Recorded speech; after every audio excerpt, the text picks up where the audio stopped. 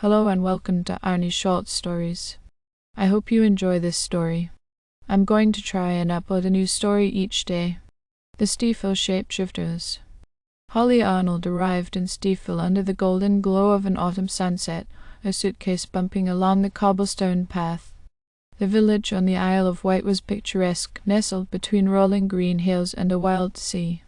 Holly, a historian, had come to document the folklore of the region for her upcoming book. Steephill, with its rich history and eerie legends, was the perfect subject. The locals greeted her with a guarded warmth. Mrs. Winslow, the owner of the quaint inn where Holly would be staying, ushered her inside with a tight-lipped smile. "You'll find the village unique." Holly laughed it off, attributing the odd comment to the eccentricities of small-town life. The first few days were uneventful.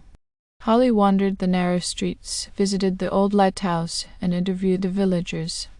She learned of an ancient sorcerer named Uldred, who, according to legend, had cursed the villagers centuries ago after they betrayed him. "It's just a story to keep children in line," laughed Mr. Fletcher, the blacksmith.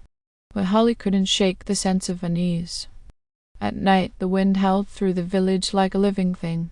Shadows seemed to move of their own accord, and strange scratches appeared on her door, though Mrs. Winslow insisted it was just the work of curious foxes. Then she met Eliza. Eliza was unlike the other villagers. Her fiery red hair and piercing green eyes gave her an otherworldly appearance. She found Holly sketching the ruins of an ancient chapel on the hill. Eliza asked, her tone teasing but her eyes serious. Holly shrugged. "A good story's all I'm after. Be careful what you look for. Some stories bite back that night." It wasn't at her door this time, but at her window. She sat up, heart-pounding, and froze. A figure stood outside, its silhouette monstrous. The moonlight revealed elongated limbs, clawed hands, and glowing eyes that burned like embers.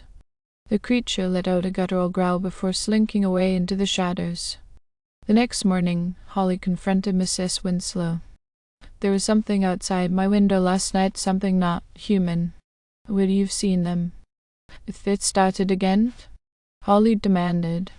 Mrs. Winslow hesitated before sighing. "The curse, Uldred's curse. At night some of us change, most don't remember it come morning." She rolled up her sleeve to reveal deep scratches on her arm. "But we're prisoners in our own bodies."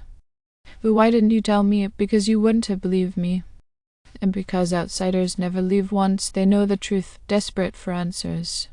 She found her at the cliff's edge staring out at the churning sea. You knew about the shapeshifters." Eliza turned to her. "I'm one of them. But I can control it. Unlike the others, the curse is tied to Uldred's bloodline. He was my ancestor." Holly asked. Eliza nodded. "But it's dangerous. The curse is bound to the ruins of the chapel. We have to destroy what remains of Uldred's magic that night, under the cover of darkness." The air was thick with an oppressive energy that made it hard to breathe. In the center of the ruins was an ancient altar, covered in strange symbols that pulsed with a faint, malevolent light. "We need to destroy this," Eliza said. As they began smashing the altar, the air filled with an unearthly wail. Shadows coalesced into monstrous forms, clawing and snarling as they attacked. Holly swung the sledgehammer wildly, her heart racing.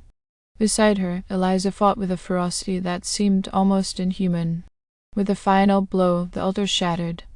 A shockwave of light erupted, and the creatures dissolved into mist.